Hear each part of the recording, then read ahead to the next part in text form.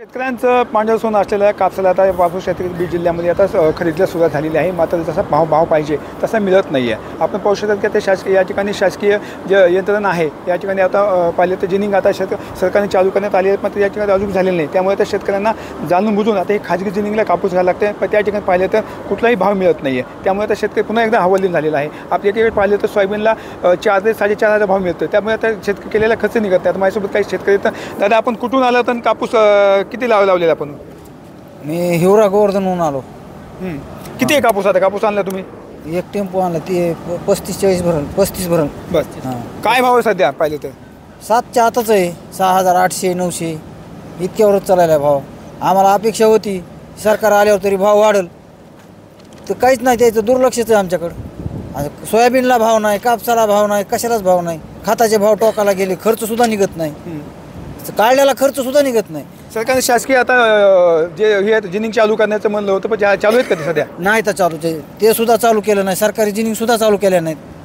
मग आता ते कोर ठेवा शेतकऱ्यांनी कापूस घरात घालायची परिस्थिती आली. खाजगी जिनिंगला घालावं लागायला. किती जिल्ह्यामध्ये शासकीय जिनिंग चालू आहेत का? नाही. आणखीन आपल्या परळी तालुक्यात एकही जिनिंग चालू झाली नाही आजपर्यंतच्या सांगण्यावरून आलेलं आहे. पण चालू करायला पाहिजे शासनानं. शेतकऱ्यांची खूप परेशानी होत आहे. शेतकऱ्यांना योग्य मूल्य भाव भेटत नाही कापसासाठी. त्यासाठी शासनानं विशेष करून लक्ष घालणं गरजेचं आहे. तुम्ही आता इथं कापूस इथं घातलेला आहे, काय भाव मिळते कापसा सध्या? 6,800-900 रुपये भाव मिळते. तर थोडासा 7, 7.5, 8 तरी भाव पाहिजे शेतकऱ्याला. असं काहीच परवडत नाही साहेब. सोयाबीनला 4200 भाव. आता आलेल्या सरकारनं, धनुभाऊनं, पालकमंत्री त्यांना बी थोडंसं लक्ष देऊन जर शेतकऱ्या स्वतः कृषी मंत्री इथलेच आहेत, हो, त्यांच्याकडून तुम्हाला काय अपेक्षा आहे? नाही, थोडंसं ह्या वेळेस तरी लक्ष द्यावा. त्यांना भरभरून मतं दिलीत सगळ्या तालुक्यानं. त्याच्यामुळं आमची अपेक्षा धनुभाऊवर आहे. किती भाव मिळतील पाहिजे कापसाला? 8,000 रुपयाच्या पुढं भाव पाहिजे कापसाला. काय सांगा, काय म्हणतं तुमचं? 8 ते 8.5-9 पर्यंत भाव पाहिजे कापसाला. पण आम्ही एवढं सगळ्यांना मतदान करून बी आम्हाला भाव नाही सध्या. कारण एवढं सरकारला आम्ही सगळ्यांना मतदान केलं.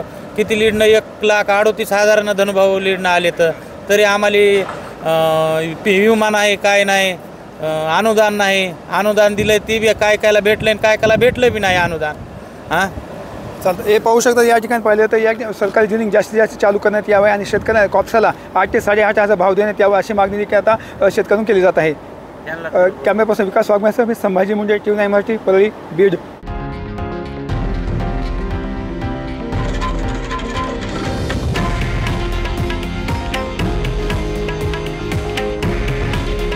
हे आहे देशातील नंबर 1 न्यूज नेटवर्क आणि आपण पाहत आहात TV9 मराठी.